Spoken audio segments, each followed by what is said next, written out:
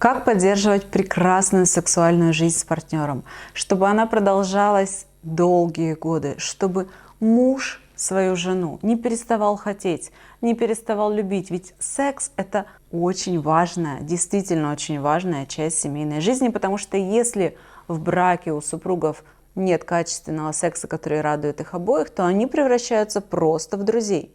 А друзья не выживут долго вместе под одной крышей 24/7. Мы сейчас говорим о взрослых людях, не о тех подростках. Все мы с вами были в этом возрасте, да, когда ты можешь жить с другом в разных комнатах. Взрослые люди в отношениях, в браке должны заниматься сексом, если они хотят быть счастливыми. Так вот, как же это продержать, эту связь, интимную близость и желанность друг друга долгие годы? Расскажу вам выводы, которые сделали во время исследований психологи. То есть этот вопрос научно изучен. Здравствуйте, я психолог Наталья Корнеева, вы на канале про отношения. Поставьте лайк этому видео и подпишитесь на канал, если еще не подписаны. Итак, Крисана Нортроп, Пеппер Шварц и Джеймс Уитте проводили масштабное исследование, в котором изучили 70 тысяч людей, которые находятся в отношениях. Это были люди из разных стран, из 24 стран, потому что темперамент, стиль жизни в разных странах разный, поэтому это очень важно, что они брали людей именно из разных стран, они проводили исследования только в одной стране. И цель этого научного изучения была выяснить, а что же такое делают эти пары, что происходит в их жизни, чего нет в других парах. Итак, что они выяснили? Эти люди, которые умеют сохранять страсть долгие годы в своих парах, каждый день признаются друг другу в любви, а также дарят друг другу неожиданные подарки, говорят друг другу комплименты, проводят вместе романтические отпуски, делают друг другу массаж и страстно целуют друг друга. Просто так. Держатся за руки, могут целоваться и обниматься среди людей, не стесняясь этого. Раз в неделю устраивают себе романтические свидания. Ставят секс в приоритет в своей жизни, в своих отношениях и не стесняются разговаривать об этом друг с другом. Открыты для разнообразия в сексе и отзывчивы на просьбы друг друга об эмоциональном контакте. А сейчас я расшифрую более простым языком, что это значит. Слова. Нам очень важны слова, которые мы слышим. И если мы слышим от партнера «я тебя люблю» или «ты сегодня такая красивая», то это как мед для наших ушей. Почему люди в парах, которые живут долго, перестают это говорить? Просто потому, что нет привычки это делать. Вначале, когда нам нужно было соблазнить друг друга, это шло автоматически из потребности соблазнить. Когда мы живем уже вместе, все понятно, мы уже, кажется, никуда не денемся друг от друга. Мы забываем это делать, точнее не забываем, мы просто не умеем. Это должна быть привычка, как почистить зубы 2 раза в день. И этому можно научиться. Вы же не родились с привычкой чистить зубы 2 раза в день? Нет, значит, и этому можно научиться. Следующее – контакт тела. Держать за руку, обнимать, целовать на людях. И если ваши отношения для вас как норма, то не возникнет стеснения приобнять своего мужа или мужчине свою жену на людях. То есть не нужно скрывать свои отношения. Нужно быть открытым. Да, это мой партнер. Да, это часть наших отношений. Да, я могу тебя обнять, даже когда другие это видят. Следующий момент, который видно как сумму из этих рекомендаций.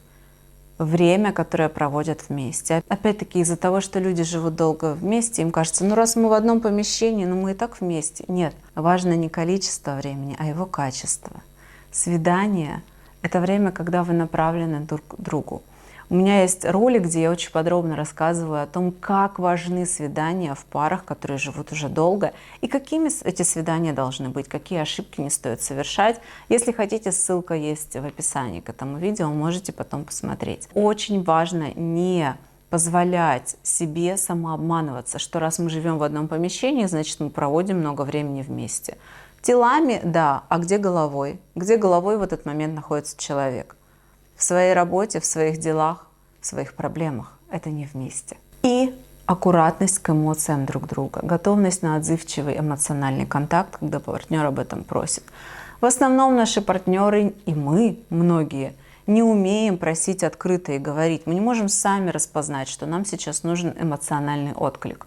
То есть, чтобы человек послушал, посочувствовал, поговорил, побыл, грубо говоря, свободными ушами для того, чтобы мы могли выговориться. Из-за того, что многие люди сами не распознают, когда им этого хочется, то они не могут и попросить об этом. Очень важно просить партнера: выслушай меня, послушай меня, я сейчас выговорюсь, и мне станет легче. Наверное, в вашей голове сейчас происходит следующее. Скажете: она перечислила столько много пунктов, и когда я все это буду делать? Жизнь забирает, рутина, быт забирают столько сил и времени, когда нам тут и нужно и на свидание бежать, и то делать, и все слишком много. Это все моменты, детали, которые должны со временем стать привычкой. И для этого нужно взять сначала что-то одно и сделать это один день. Например, сказать партнеру: я тебя люблю. Сделать это один день. А на следующий день, знаете, что сделать? То же самое. Не брать ничего дополнительного. А еще через день опять то же самое. Неделю, например, поговорите вашему партнеру раз за день фразу: я тебя люблю. И только когда вы заметите, что она у вас уже автоматически, без вашей необходимости помнить о том, что это нужно сказать, автоматически в течение дня вылетает, только потом берите следующее. Например, назначьте себе в календарь, в расписание оба день и время, точное время, когда вы проведете его вместе, не отвлекаясь ни на что. Еще раз говорю, если решитесь браться за это, обязательно посмотрите видео о том, как эти свидания правильно организовывать, чтобы они были эффективными. Ну а если вам кажется, или вы уверены, да, что если вы все эти детальки будете внедрять, то это не поможет вам. Или вам даже не хочется говорить вашему партнеру: я тебя люблю, потому что эти отношения уже поперек горла стоят, и очень много обид на него скопилось, недовольства, и он раздражает. Это говорит о том, что ваши отношения в запущенном состоянии. И тогда вам нужно что-то большее, чем просто сказать ему: я тебя люблю, сделать ему комплимент, подержать его за руку или поцеловать на людях. Запущенные отношения нужно терапевтировать, реабилитировать. Им нужна скорая помощь. Как это сделать? Можете бесплатно пройти первую ступень моего курса по отношениям.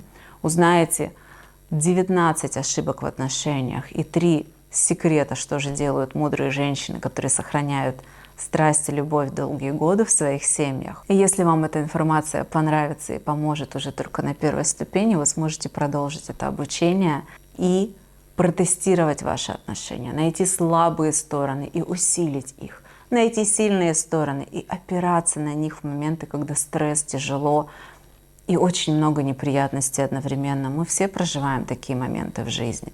Вы сможете пройти специальный тест и определить ваш тип привязанности и партнера. То есть как вы строите отношения, через какой тип привязанности. И сможете отрегулировать это, самое главное, примирить ваших тараканов в голове. Если вы чувствуете, что ваш брак потихонечку изживает себя, умирает, обязательно пройдите эти курсы.